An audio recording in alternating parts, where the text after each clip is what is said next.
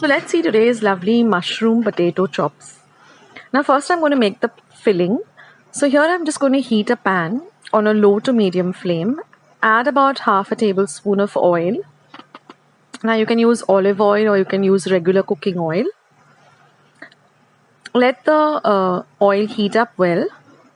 Then I'm going to add 4 cloves of garlic that I've chopped fine. We're going to fry the garlic really well till the rawness of the garlic goes away. And the garlic also flavors the oil really well. Then I'm going to add half an inch of grated ginger. All I've done is taken a cheese grater and just grated the ginger. Next goes in 1 medium-sized onion that I've chopped fine.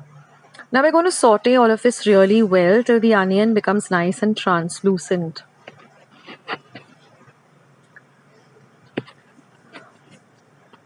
Now I've used about 7 button mushrooms, washed them really well, and I've chopped them up, taking off the stems, chop them up fine, and we're going to fry these mushrooms really well.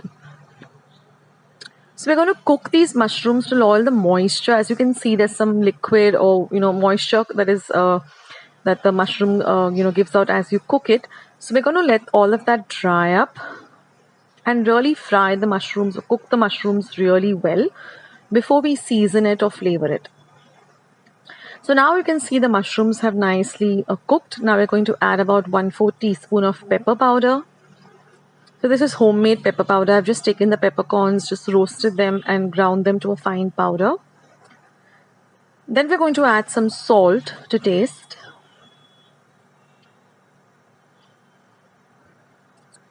And again fry everything or mix everything really well. Now I'm going to add about 1 teaspoon of coriander powder or dhania powder. I've done the same thing. I've taken the dhania, roasted it or the coriander seeds, and then ground them to a fine powder. So I do this, make the coriander powder, cumin powder, pepper powder, and keep it so I can just use it when I need it.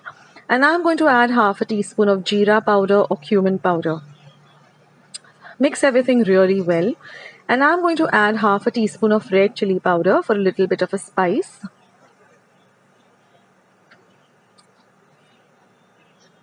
And just a pinch of garam masala. Now this is again homemade garam masala, so I'll leave a link of how I prepared my garam masala at home. Now mix everything really well. So if you want to find any of my recipes, for example garam masala, all you'll do is just type garam masala Akshata's recipes in the YouTube search button and my recipe will pop up.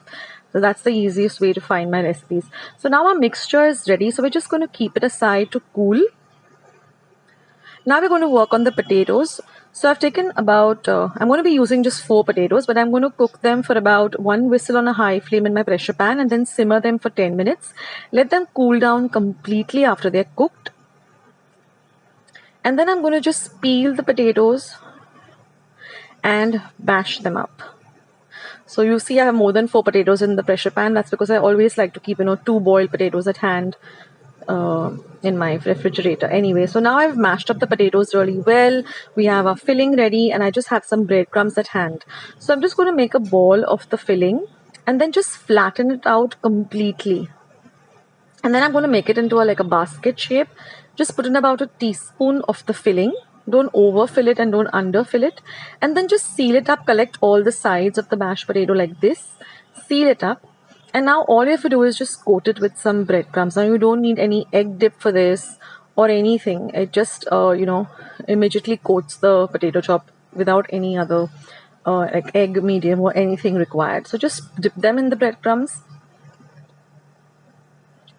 Now an easy way to make breadcrumbs if you require them really urgently is just take some bread slices and just put them in your mixer and make the breadcrumbs. So now our potato chops are ready. You just have to do is all we have to do is just shallow fry them. So I'm going to heat a pan on a low to medium heat. I'm going to add half a tablespoon of oil. So you can make these potato chops and keep them in your refrigerator, and whenever you want, you can just shallow fry them. Keep them for at least about 2 or 3 days, not longer than that. And now I'm just going to shallow fry them on both sides till they're nice and golden brown in color. Now I also have a recipe for chicken mince potato chops. I'll leave a link for that in my description box below.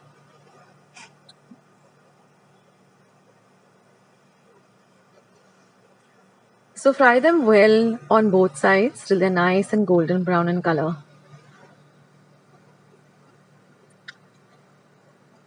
And just enjoy this with some ketchup. And this is an ideal snack, or even as a side dish with some dal, rice, or with anything. It just goes amazingly well. So I hope you like today's recipe. I hope you give it a try. Do leave your comments in the comment section below. Go and check out my other recipes. Share my recipes with family and friends. And I'll catch you soon in my next video. Thank you for watching. See you. Bye.